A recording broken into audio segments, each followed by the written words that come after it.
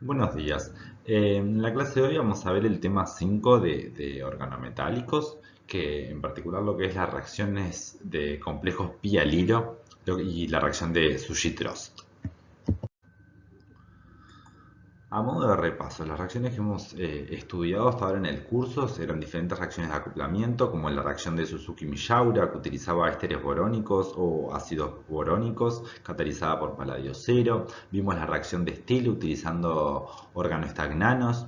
Vimos también la reacción de Sonogashira, donde se acoplaba un alquino y era catalizada por cobre 1 y paladio cero. Y por último también vimos la reacción de Heck, que en donde involucraba una inserción migratoria de un alqueno seguido de una reacción de beta eliminación para dar los productos de este tipo. ¿Sí? En la reacción de hoy vamos a ver lo que se conoce como la reacción de Sushi-Trost.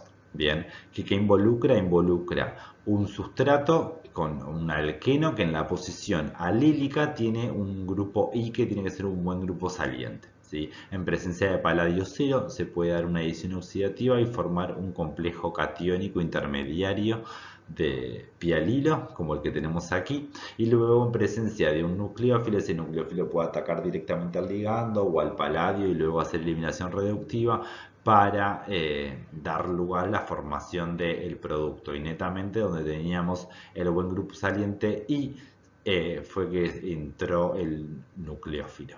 ¿Sí? Entonces, ¿en qué consiste el mecanismo de esta reacción? Tenemos primero, como siempre, ¿no? Esta es catalizada por paladio cero, como todas las reacciones que hemos visto hasta ahora. Entonces, en presencia de paladio cero de 14 electrones, puede coordinarse una olefina y ahora tendríamos en este caso un complejo de 6 electrones que todavía es capaz de coordinar un nuevo ligando, ¿sí? Entonces, y ahora este complejo puede dar adición oxidativa, ¿sí? Lo podemos pensar como un par de electrones del paladio desplazaran al X. Lo podríamos pensar como que si tuviéramos un par de electrones ahí, estuvieran desplazando al X. ¿Sí? Simplemente efectos de cómo pensarlo. Entonces, de esta manera se da la adición oxidativa. Pasamos de tener un complejo de 16 electrones a uno de 18 electrones coordinativamente saturado. Bien, y paladio cero pasó a ser un paladio más 2. Bien, esto está en equilibrio con, o sea, estando el X, o sea, el buen grupo saliente del alilo unido a la esfera de coordinación, o podría eventualmente salir de la esfera de coordinación y quedar como un complejo catiónico. ¿Sí? Generalmente este complejo catiónico de 16 electrones es el más reactivo frente a un ataque nucleofílico que permita que cuando se dé el ataque nucleofílico al mismo tiempo el paladio 2 se reduce a paladio cero y se libera el sustrato de la esfera de coordinación y tenemos nuevamente un complejo de paladio de 14 electrones para poder entrar nuevamente en un ciclo catalítico. Entonces, en las reacciones de Sushi-Trost, ¿cuáles son los sustratos de estas reacciones? Como dijimos, tenemos que tener un alqueno que en la posición alílica tenga un grupo X, que ese grupo X puede ser halogenuros, también pueden ser ésteres, como por ejemplo un acetato, benzoatos, ¿sí? Pueden ser también carbonatos, fosfatos o incluso pueden ser epóxidos vinílicos. Y vamos a ver luego algunos ejemplos de estos epóxidos vinílicos, ¿sí? Entonces, cualquiera de estos grupos X en presencia de paladio cero pueden dar adición oxidativa, entonces generan el intermediario catiónico pialil paladio y en presencia de un nucleófilo, el nucleófilo puede atacar directamente al ligando o puede el nucleófilo atacar al paladio y luego por eliminación reductiva se forma un nuevo enlace nucleófilo-carbono. ¿Sí? ¿De qué depende que ataque o al ligando o al paladio? Depende del tipo de nucleófilo que sea. ¿Sí? Los nucleófilos que llamamos blandos suelen hacer ataque directo al ligando coordinado, como pueden ser los malonatos o los nucleófilos nitrogenados, oxigenados o azufrados. ¿sí? Por otro lado, si nuestro nucleófilo es otro organometálico, tiende a dar una reacción de transmetalación, entonces se une al paladio y luego por eliminación reductiva se forma el nuevo enlace nucleófilo-carbono del alilo, ¿sí? Si el nucleófilo ataca directamente al alilo, cuando se da el ataque del nucleófilo al alilo, el paladio 2 se reduce a paladio 0 y puede entrar nuevamente en otro ciclo catalítico.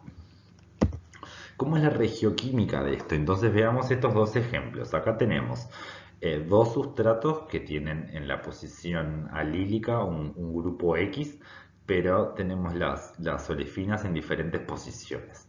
Cualquiera de los dos, en presencia de paladio 0, generarían el mismo intermedio catiónico pialil-paladio, que es el que mostramos aquí en el medio. ¿Sí?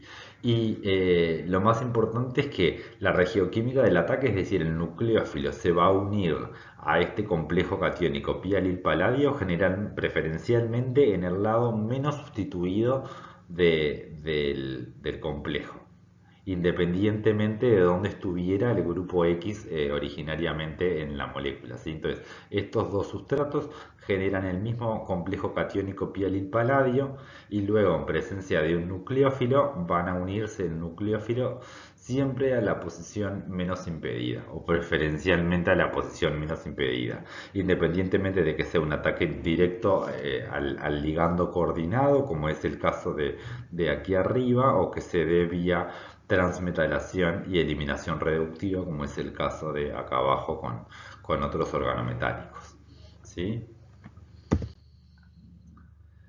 Entonces, vamos a ver la importancia que tiene saber o poder diferenciar entre lo que es el ataque al ligando coordinado versus el ataque al metal, ¿sí? Si yo tengo, veamos este ejemplo, en un sustrato cíclico, ¿no? Tenemos un acetato en una posición alílica de un ciclo alqueno, ¿sí?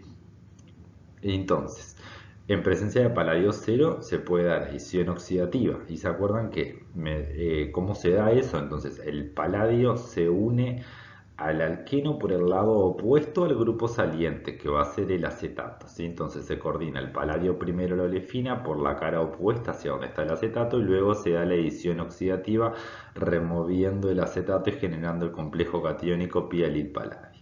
De esta manera, un nucleófilo que sea blando va a atacar al ligando y va a ser un ataque tipo SN2, ¿sí? Entonces, acá tenemos el paladio unido por el lado de atrás de este ciclo. Entonces, un nucleófilo blando, si dijimos que es un ataque tipo SN2, va a atacar por la cara de arriba y nos generaría este tipo de producto. Entonces llamamos que es este tipo con este tipo de nucleófilos se da una doble inversión con netamente lo que decimos que tiene una retención, porque teníamos, por ejemplo, el acetato hacia arriba, cuando se dio la adición oxidativa hubo una inversión y cuando el nucleófilo ataca hubo otra inversión. Entonces la doble inversión genera netamente una retención de la configuración absoluta de ese centro. ¿Qué pasa si el nucleófilo es duro? ¿Sí? Si tenemos este intermediario, este complejo catiónico pialil-paladio en presencia de un nucleófilo duro, el nucleófilo duro va a hacer que transmetale hacia el paladio y tendríamos este intermediario y ahora luego por eliminación reductiva se formaría el nuevo enlace nucleófilo-carbono y el paladio 2 pasaría a paladio 0. Y netamente, si acá teníamos el acetato hacia arriba, aquí el nucleófilo está hacia abajo. Entonces, netamente hubo una inversión de la configuración absoluta de ese centro. ¿Tá? Entonces, dijimos quiénes eran los nucleófilos blandos.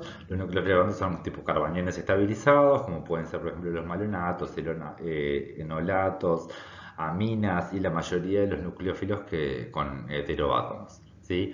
Y la mayoría de los nucleófilos duros que dan ataque al metal son otros organometálicos que dan reacciones de transmetalación, como pueden ser los estagnanos, con zinc, con circonio, aluminio, incluso los hidruros o alquinos, ¿sí? Esos tienden a hacer un ataque al metal por una transmetalación y luego eliminación reductiva. Pero entonces las consecuencias estereoquímicas, si se utiliza un nucleófilo blando o un nucleófilo duro, son muy distintas, entonces hay que prestar mucha atención. Veamos algunos ejemplos entonces. Acá tenemos un sustrato que tenemos un alqueno y en las posiciones alílicas tenemos o un alcohol o un acetato. En presencia de... aquí tenemos una fuente de paladio que es paladio 2 y trifenilfosfina, pero sabemos que utilizando paladio 2 y trifenilfosfina podemos reducir el paladio 2 a paladio 0. Y tenemos un nucleófilo como esto, que es un carbanión estabilizado, muy estabilizado, entonces va a actuar como un nucleófilo blando y va a ser un ataque directo al ligando coordinado, ¿sí? Entonces, habría que ver, acá se va a coordinar el paladio al alqueno y luego va a ser adición oxidativa con alguno de sus con una posición alílica que tenga un buen grupo saliente. Y se acuerdan que dijimos que los ésteres funcionan como buenos grupos salientes y los alcoholes libres no. Bien, entonces va a coordinarse por el lado opuesto al grupo saliente, es decir, va a coordinarse el paladio por el lado de arriba a este alqueno, va a hacer adición oxidativa y luego el nucleófilo va a atacar por la cara opuesta al paladio. Netamente vamos a tener una doble inversión, que es una retención de la configuración absoluta de ese centro. Y este sería el producto que se obtiene, ¿sí? Entonces, debido a la diferencia de reactividad entre ambos grupos funcionales, el OH y el acetato, se pueden hacer transformaciones sucesivas con sustratos bisalílicos. Este hidroxilo podría eventualmente transformarse en un éster y llevar adelante otra reacción en Sushi-Trost ahora sobre este sustrato alílico, ¿sí? ¿Y qué pasa en este caso? Como vemos aquí abajo, acá abajo tenemos un acetato en una posición alílica y un carbonato en la posición alílica, ¿sí? El orden de reactividad de esos grupos salientes es los que son más reactivos de todos son los halogenuros primero, cloruros o bromuros, ¿sí? Pero luego le siguen los carbonatos, luego los ésteres como los acetatos y por último los alcoholes libres que no son reactivos, como dijimos, a adiciones oxidativas en sustratos alílicos, ¿sí? Entonces, en este caso tenemos un acetato y un carbonato. Dijimos que el carbonato es más reactivo, entonces se va a dar, si utilizamos únicamente un equivalente, se va a dar la reacción con esta porción de la molécula, ¿sí? Entonces va a coordinarse el paladio del alqueno por el lado opuesto al grupo saliente, va a darse la adición oxidativa y va a formar el complejo catiónico pialil paladio aquí a este nivel. Y nuevamente tenemos un nucleófilo blando que va a atacar directamente al ligando en una reacción tipo SN2, entonces va a ser netamente una doble inversión, que es lo mismo decir netamente una retención de la configuración absoluta. Entonces se une en esta posición con la misma estereoquímica que tenía el material de partida, ¿sí?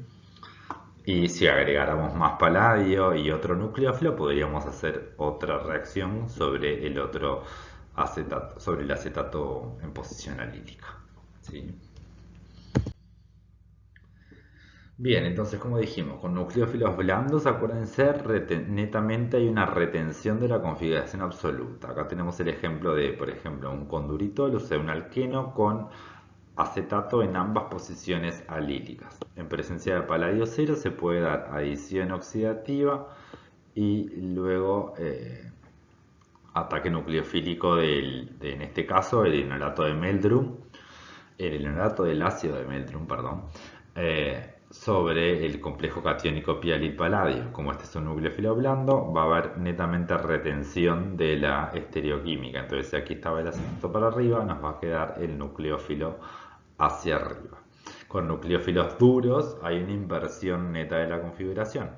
Porque, por ejemplo, en este caso tenemos un organostagnano, y entonces este organostagnano va a transmetalar hacia el paladio. Entonces primero se va a coordinar el paladio este alqueno, va a hacer adición oxidativa abriendo este epóxido y luego vamos a ver más en detalle como el mecanismo sobre sustratos con epóxidos vinílicos, ¿sí? Y nos va a formar el complejo catiónico pialil paladio por aquí. Luego este estaño va a transmetalar y por eliminación reductiva va a quedar unido donde estaba el estaño a un extremo de la cadena carbonada, ¿sí? Si tenemos, por ejemplo, si nombramos a esto con 1, 2, 3, 4, acá nos quedó 1, 2, 3, 4. Y en lo que sería la posición 5 venía todo del órgano estagnado, ¿sí? Entonces, sobre este complejo pialil-paladio que se forma entre los carbonos 2 y 4, el estaño luego transmetala al paladio y el carbono que está unido al estaño se une a la posición 4. Y nos queda este producto que tenemos aquí.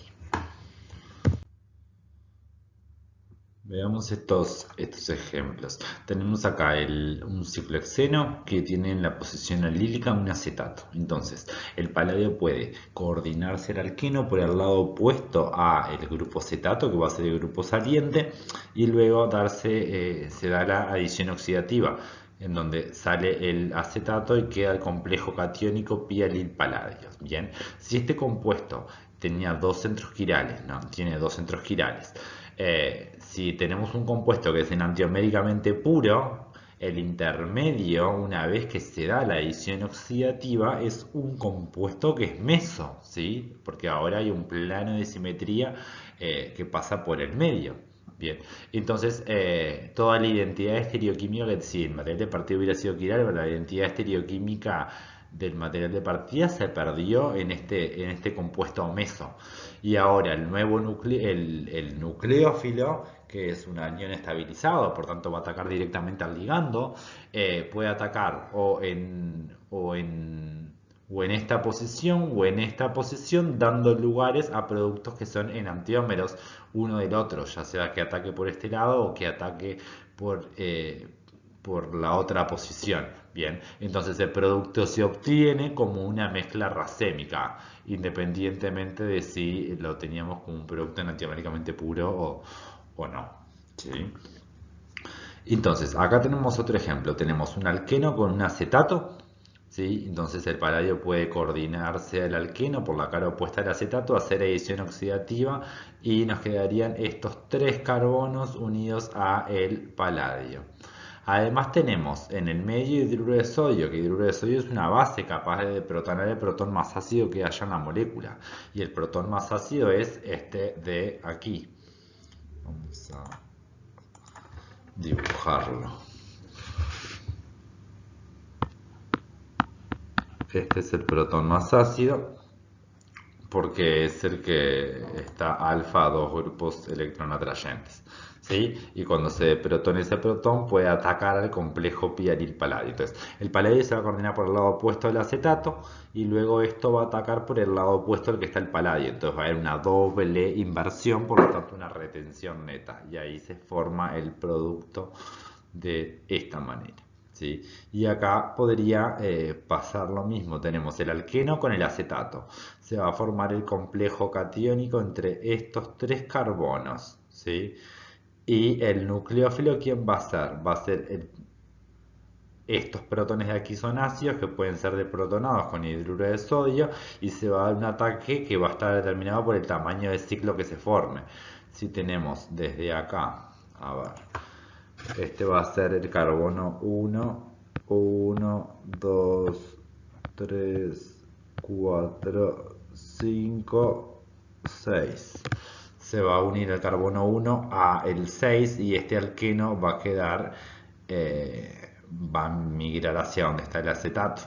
Entonces nos va a quedar un producto de esta manera, tal cual, como está aquí dibujada. Así.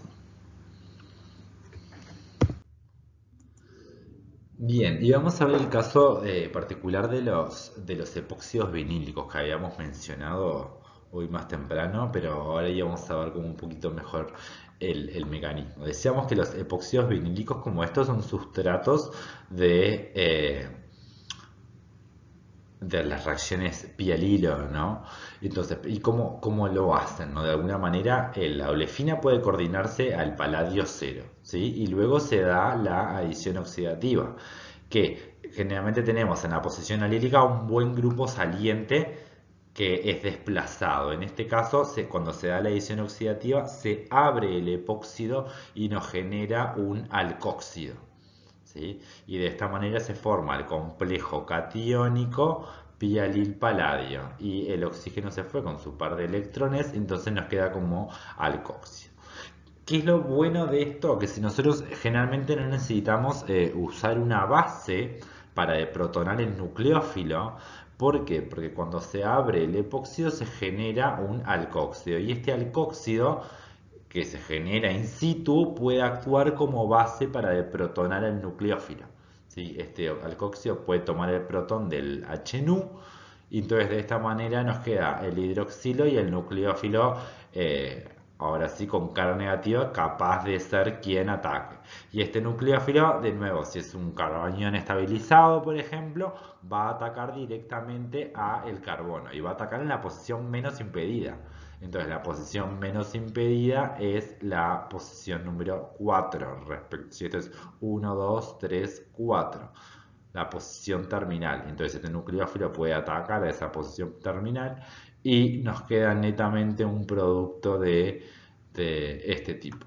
Bien, entonces lo que bueno es que justamente se produce el anión alcoxio en cantidades catalíticas, por decirlo de una manera, se genera, reacciona de protonando el nucleófilo y a medida que va reaccionando se va generando más base, entonces no tenemos que agregar al inicio de la reacción un equivalente de base, por ejemplo, porque se genera in situ la base que va de protonar al nucleófilo. Bien, y algunos ejemplos podrían ser, aquí tenemos un alqueno que en la posición alílica tiene un epóxido. Bien, entonces el paladio puede coordinarse por el lado opuesto al epóxido, o sea, se coordinaría por el lado de atrás, hacia adición oxidativa y quedaría unido a estos tres carbonos el paladio. Y este oxígeno negativo es capaz de tomar este protón que es ácido por estar alfa a dos ésteres. ¿Sí?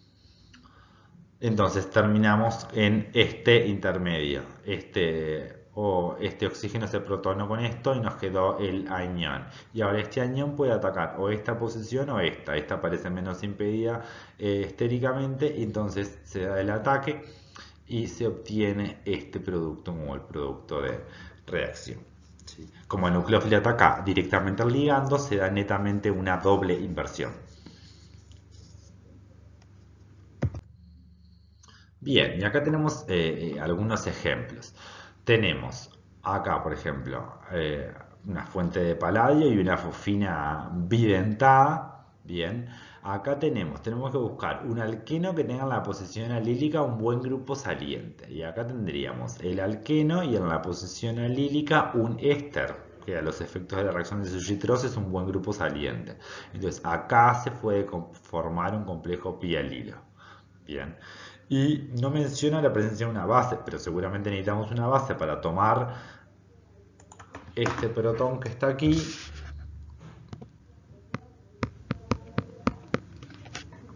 Se toma este protón y el anión ataca esta posición. Y ahí generamos un ciclo de 1, 2, 3, 4, 5 miembros y se obtiene este producto. Bien, y acá tenemos un caso de un vinil epóxido, un alqueno que tiene en la posición alfa-beta un epóxido. Bien, entonces aquí podríamos formar un complejo pialil-paladio entre estos tres carbonos. Acá nos va a quedar un oxígeno negativo que va a tomar su protón de aquí, de este protón que está alfa 2, grupo de electrones atrayentes, y esto luego puede actuar como nucleófilo y se puede formar un nuevo enlace entre este carbono y este carbono de aquí, este enlace de acá, y ese es el producto que se forma. Bien, ahora existen variantes asimétricas de esta reacción. Bien, acá tenemos por ejemplo un ejemplo de un sustrato que de partida que es meso, porque aquí tenemos un plano de simetría así que corta la molécula al medio.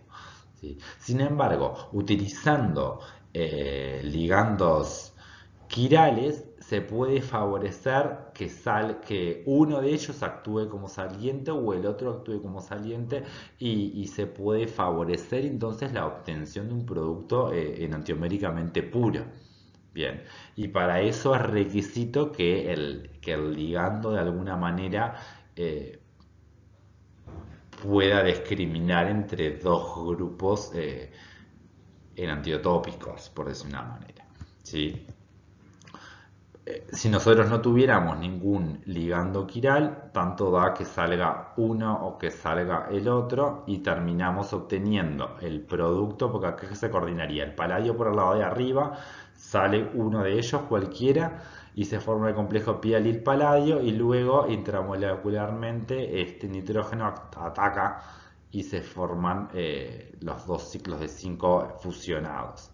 Ahora, si alguno de estos ligandos es un ligando quiral, puede favorecerse que salga uno de ellos o salga el otro de ellos. Y de esa manera, si sale solo uno de ellos, lo que podemos obtener es un producto con un enriquecido enantioméricamente en uno de los enantiómeros. ¿Sí? En este caso con un exceso enantiomérico de un 88%.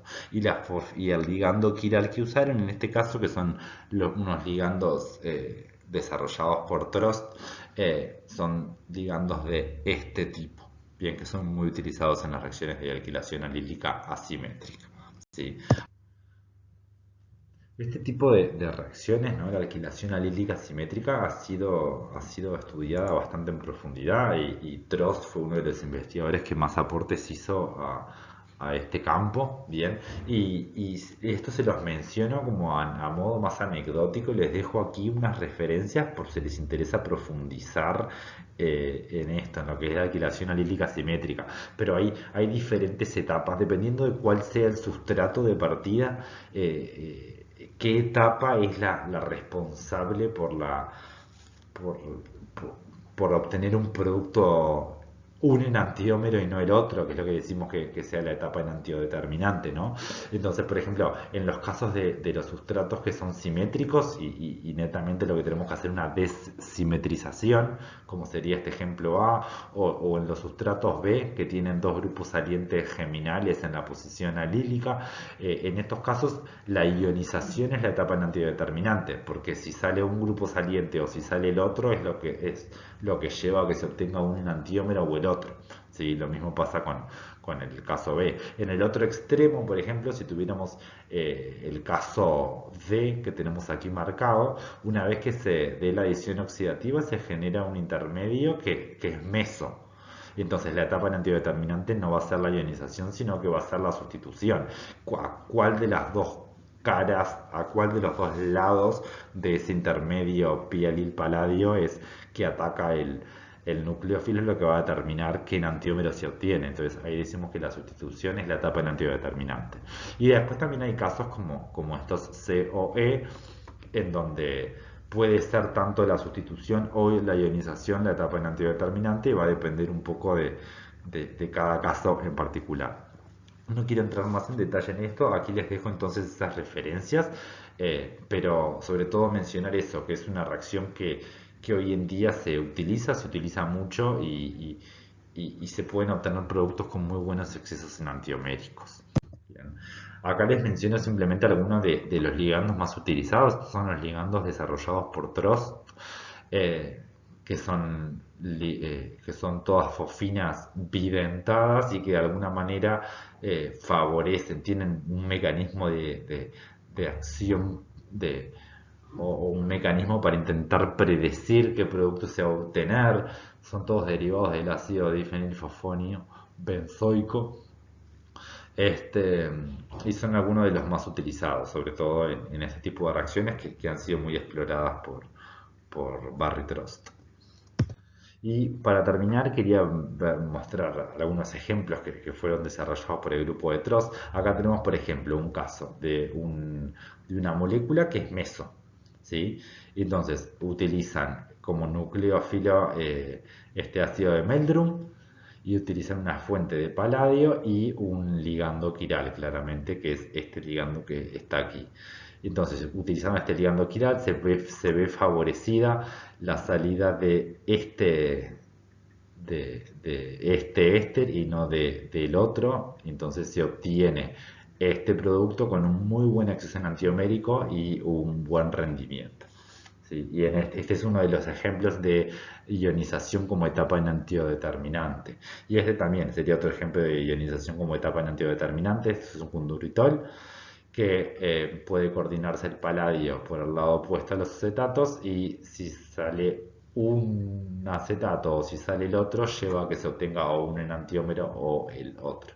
En este caso el nucleófilo es una ácida y utiliza nuevamente una fosfina bidentada quiral para poder tener el producto con un muy buen acceso enantiomérico.